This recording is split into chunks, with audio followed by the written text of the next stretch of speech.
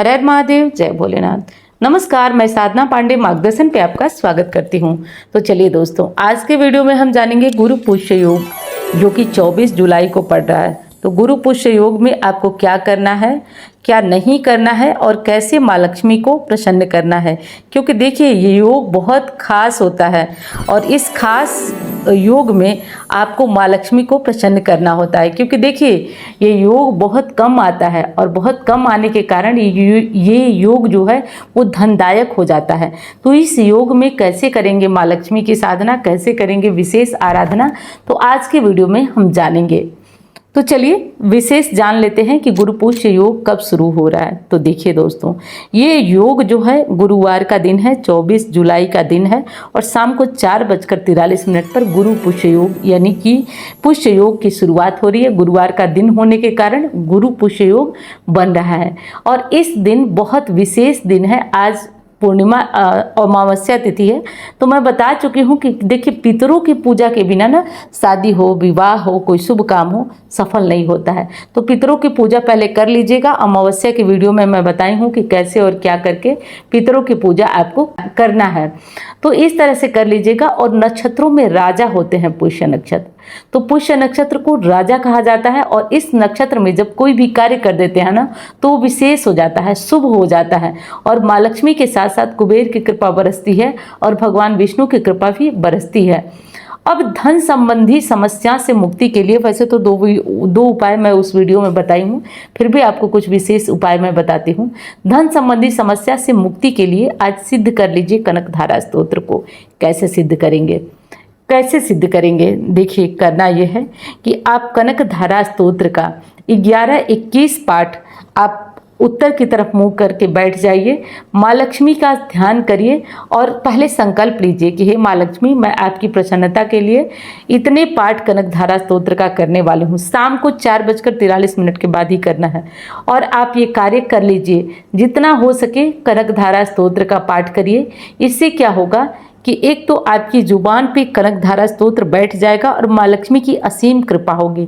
इस पाठ को अगर कोई कुंवारी लड़की करती है तो वो लक्ष्मी के समान पूजनीय हो जाती हैं। जैसे आपने देखा होगा ना कि कोई कोई होता है, हम कहते हैं कि ये बड़ी भाग्यवान है, ये जब से घर में आई हैं बहुत बरकत हो रही है। कोई कोई होता है कि जिसके पैर पड़ते ही समस्याएं आने लगती हैं।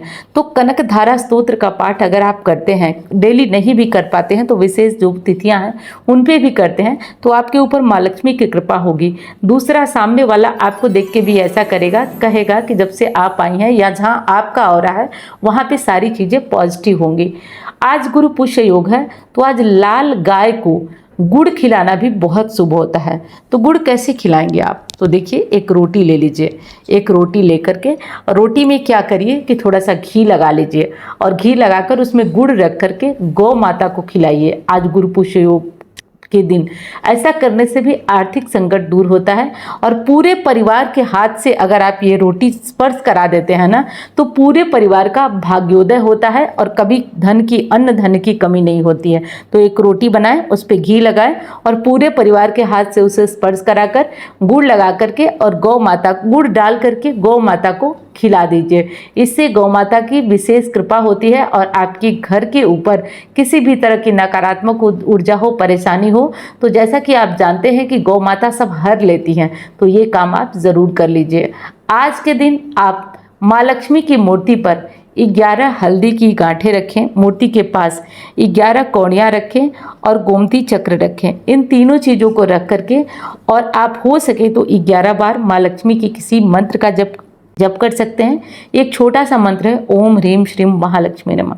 इस मंत्र का जप भी आप कर सकते हैं और मंत्र जप करके आप इन चीज़ों को बांध करके कस के अगर आप अपनी तिजोरी में रखते हैं तो इससे क्या होगा कि आपके जो गहने गिरवी पड़े हैं वो जल्दी आपके पास आएंगे। जिन लोगों को सोना की, स्वर्ण की इच्छा रहती है, बहुत सारी ज्वेलरी की इच्छा रहती है, वो ये काम कर लें और जब जब कोई विशेष उपाय आए तो विशेष दिन आए तो इन पोटली को खोलकर इन चीज़ों को हल्दी गंगा जल से धोकर फिर से यही पूजा करें। ऐसा करिए, साल 6 महीने करने के बाद आप देखेंगे कि आपका काम बहुत अच्छा चलेगा और आपका ये जो चीज़ें परेशानियां हैं, धन की गहना रखा हुआ है कहीं सुनार के पास, कहीं ये सब जो है वो काफ़ी हद तक आराम मिलेगा आपको इसमें। तो गुरु पुष्य योग के ये उपाय आप करते रहिए और आप लाभान्वित होते रहिए। कुछ और चीज़ है जो भाग्य को जगा देते हैं। गुरु पुष्य नक्षत्र के कुछ और उपाय हैं जो कि आपको बहुत ज़्यादा फायदा देते हैं और हर हाल में ये आपको निश्चित तौर पर फायदा देते हैं।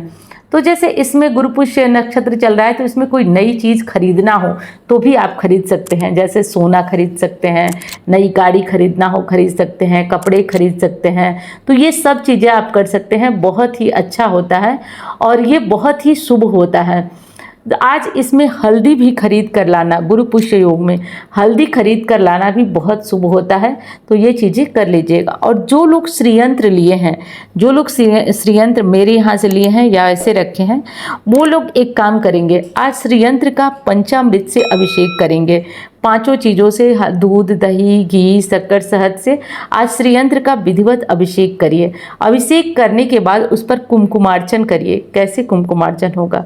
तो आप श्री सुक्तम कनकधारा स्तोत्र बोलते हुए थोड़ा थोड़ा हल्दी, थोड़ा थोड़ा कुमकुम और थोड़ा थोड़ा चावल जो टूटे हुए न हो वो लक्ष्मी जी को चढ़ाते रहिए। इससे अमोघ धन की प्राप्ति होती है और हर हाल में जो धन की समस्याएं होती हैं वो दूर होती है। और धन से जुड़ी हुई जो परेशानी है, कोई धन आपका खाकर बैठ गया है, नहीं दे रहा है, आपका सैलरी नहीं बढ़ रहा है, आपका काम नहीं हो रहा है, तो ये सारे कार्य आपके बनने लगते हैं और बहुत ही तेज ये उपाय असर करता है। तो ये कुमकुमार्चन करिए। और जो लोग अभिमंत्रित श्रीयंत्र लिए हैं उनको तो आनंद ही आ जाएगा। ये विशेष उपाय आप करते रहिए, आपको बहुत ही अच्छा लाभ मिलेगा। आज अगर हो सके तो एकाक्षी नारियल अगर आपको मिल जाए तो एकाक्षी नारियल शाम के टाइम खरीद लें और एकाक्षी नारियल खरीद करके शाम के टाइम और इसे पूजा कर करके, हल्दी गंगा जल छिड़क करके और थोड़ा पूजा करके और इसे आप अपने घर की तिजोरी में या धन रखने वाले स्थान पे रखेंगे, एकाक्षी नारियल, तो इससे भी बहुत बरकत होगी और आपका काम बहुत अच्छा चलेगा। तो एकाक्षी नारियल ले लीजिए। और देखिए आज गुरु पुष्य योग है तो आप एक काम तो और करिए कि इसका कोई जोड़ नहीं है, इसका कोई भी जोड़ नहीं है। क्या? तो वो है दान। दोस्तों, दान करने का कोई भी जोड़ नहीं है। दान की कुछ चीज़ें ले लीजिए, जैसे श्रृंगार की सामग्री हो गई, जैसे खाने पीने की चीज़ें हो गई, जैसे टॉफ़ी चॉकलेट हो गया। तो ये सब लेकर के भी अगर आप कुछ बच्चों में दान करते हैं, कुछ लोगों में दान करते हैं, तो इससे भी बड़ा शुभ होता है और बहुत ही सकारात्मक परिणाम की प्राप्ति होती है। तो ये सारे कार्य कर लीजिएगा। और जो पहली वीडियो मैंने बनाई है गुरु पुष्य योग की अमावस्या वाली, तो वो वीडियो भी देखना मत भूलिएगा। मैं मिलती हूँ अन्य वीडियो में। जैसा कि आप जानते हैं दोस्तों, सावन मास प्रारंभ होने वाला है। सावन मास प्रारंभ हो रहा है 11 जुलाई से और 9 अगस्त तक चलने वाला है। सावन का माह पावन होता है। भोलेनाथ की पूजा, आराधना और रुद्राभिषेक इत्यादि सभी कार्य सब अपने अपने घरों में कराते हैं। लेकिन जो विशेष कामना होती है वो जब मंदिर में करते हैं तो विशेष लाभ आपको मिलता है। तो ये सुनहरा मौका आ गया है दोस्तों। पिछले साल की भांति इस साल भी रुद्राभिषेक वाराणसी में बाबा भोलेनाथ के आशीर्वाद से संपन्न होने जा रहा है। आप लोगों में से जो लोग भी रुद्राभिषेक अपनी मनोकामना की पूर्ति के लिए करवाना चाहते हैं, जो लोग कराना चाहते हैं, जो बहुत दिनों से परेशान है किसी मनोकामना को लेकर, वो अपनी मनोकामना पूर्ति के लिए रुद्राभिषेक में शामिल हो सकते हैं, रुद्राभिषेक करा सकते हैं। रही बात दक्षिणा की कि दक्षिणा कितनी लगेगी, तो एक चीज़ मैं दावे के साथ बता दूं दोस्तों कि जितना आप घर पे कराते हैं उससे भी बहुत कम हिस्सा आपका मंदिर में लगेगा। केवल इतना लगेगा कि आप ब्राह्मण लोगों को दक्षिणा आपके रुद्राभिषेक का दिया जा सके। और जो मंदिर का खर्च होता है, क्योंकि इतना आसान नहीं है वाराणसी के किसी मंदिर में जाकर के रुद्राभिषेक करा पाना, वो भी सावन मास में। भीड़ अत्यंत होती है, परेशानी अत्यंत होती है। बड़ी जद्दोजहद और भाग दौड़ के बाद हम लोग ऐसा करवा पाते हैं और आप लोगों का प्रेम है। और सबसे बड़ी बात कि बाबा के आशीर्वाद के बिना तो एक पत्ता नहीं हिलता है। बाबा की कृपा है और बाबा बुला रहे हैं आप लोगों को, इसलिए ये रुद्राभिषेक का आयोजन वहाँ हो पाता है। तो 26 जुलाई को है दोस्तों, 26 जुलाई को ये रुद्राभिषेक है।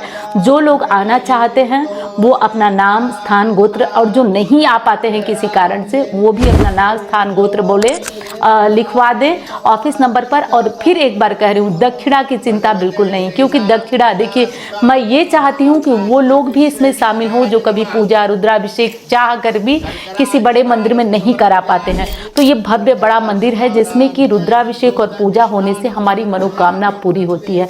बस एक बात का ध्यान आपको रखना है, ध्यान आपको ये रखना है कि अपनी मनोकामना, जैसे ऑफिस नंबर पर आप अपना नाम स्थान गोत्र नोट कराएंगे, मनोकामना किसी को नहीं बताएंगे।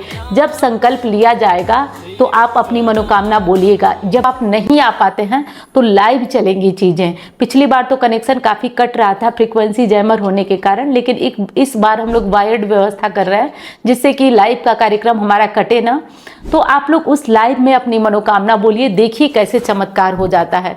दोस्तों, जब भी जीवन में कोई अड़चन आती है, मैं पिछली बार भी आपको बताई थी और इस बार भी मुझे कोई संकोच नहीं है, बाबा का ही आशीर्वाद है। जब भी कोई समस्या आती है, कोई अड़चन आता है, क्योंकि मैं भी मानव हूँ, आती ही आती है, और मैं ये अचूक अमोघ उपाय से बाहर निकलती हूँ। तो जब मैं बाहर निकल सकती हूँ तो आपको क्यों ना बताऊं? ऐसा नहीं हो सकता है कि मैं आपको ना बताऊं। आप भी 26 जुलाई को रुद्राभिषेक में शामिल हो सकते हैं, और जो लोग नहीं आ पाते हैं उनके नाम भी लिए जाएंगे लाइव में, लाइव कार्यक्रम में। तो लाइव कार्यक्रम को छोड़ के मत जाइएगा, लाइव कार्यक्रम में आपके भी नाम लिए जाएंगे। हाँ, ऐसे होगा कि जिन लोगों की जैसे बुकिंग होगी, जैसे जिनका नाम होगा, मान लीजिए कि जिनकी बुकिंग पहले होगी उनका नाम स्थान और गोत्र पहले बोला जाएगा, और जिनकी बाद में होगी उनका बाद में। तो थोड़ा पेशेंस रखिएगा, धैर्य रखिएगा, और जैसे आप लोग हर बार अपनी दीदी पे अपना प्यार, अपना आशीर्वाद बना के चलते हैं, वैसे विश्वास बना के चलते हैं, वैसे बना के चलिएगा। मेरी बस यही चीज़ सोच रही हूँ मैं कि सभी का, जो लोग परेशान हैं उन सभी का रुद्राभिषेक को 26 जुलाई को ये रुद्राभिषेक आयोजित होने जा रहा है। बस ध्यान रखना है कि आपकी जो मनोकामना हो, गुप्त मनोकामना हो, किसी से बताइएगा मत। रुद्राभिषेक हो जाने के बाद 4 महीने वेट करिएगा, बाबा चाहेंगे तो। और एक चीज़ और बता दूँ, बहुत भक्त इसका जो बेसब्री से वेट कर रहे हैं कि कब ये वीडियो आएगी और कब हम लोग उसमें शामिल होंगे, और बहुत लोगों के काम पूरे हो गए हैं। एक बार वहां आने से आपके काम पूरे होते हैं, और नहीं आ पाते हैं, आपके नाम से, आपके गोत्र से यदि रुद्राभिषेक हो जाता है तो आपका काम निश्चित तौर पे बनेगा, निश्चित तौर पे बनता है। बस बाबा की कृपा बरसनी चाहिए। तो रुद्राभिषेक का आयोजन होने जा रहा है, इसका ध्यान रखिएगा, 26 जुलाई को है। इस बार बाबा के आशीर्वाद से और आप लोगों के प्यार से मैं आप लोगों के जलपान के लिए भी छोटी सी एक व्यवस्था रख रही हूँ, और आप लोग मेरी बातों से समझ सकते हैं कि मैं कितनी प्रसन्न हूँ कि आप लोग जो मुझे 0 से लेकर यहाँ तक का सफर तय कराए हैं, उनके स्वागत का मुझे मौका मिल रहा है, आपके स्वागत का मौका मिल रहा है वाराणसी में। तो मैं बहुत प्रसन्न हूँ, उत्साहित हूँ। और देखिए, कोई कुछ कहे, चेहरा आपको बता ही देता है, तो चेहरा बता सकता है आपको कि मैं कितनी प्रसन्न हूँ, और आपका इंतजार करूंगी, आपका स्वागत करूंगी। तो वाराणसी में 26 जुलाई को हमारा रुद्राभिषेक आयोजित होने वाला है। और जो लोग नहीं आ पाते हैं वो परेशान ना हो, बिल्कुल परेशान ना हो। उनका नाम स्थान गोत्र बोला जाएगा, आप चाहे सुने ना सुने, लेकिन कोशिश करिएगा कि लाइव ज्वाइन करके उतने देर आप हाथ जोड़ करके सुनते जरूर रहिएगा। बाकी हमारी टीम लगेगी, पूरी व्यवस्था होगी कि लाइव आपके लिए अच्छी ढंग से इस बार हो सके। तो मैं मिलती हूँ अब अन्य वीडियो में। धन्यवाद। हर हर महादेव।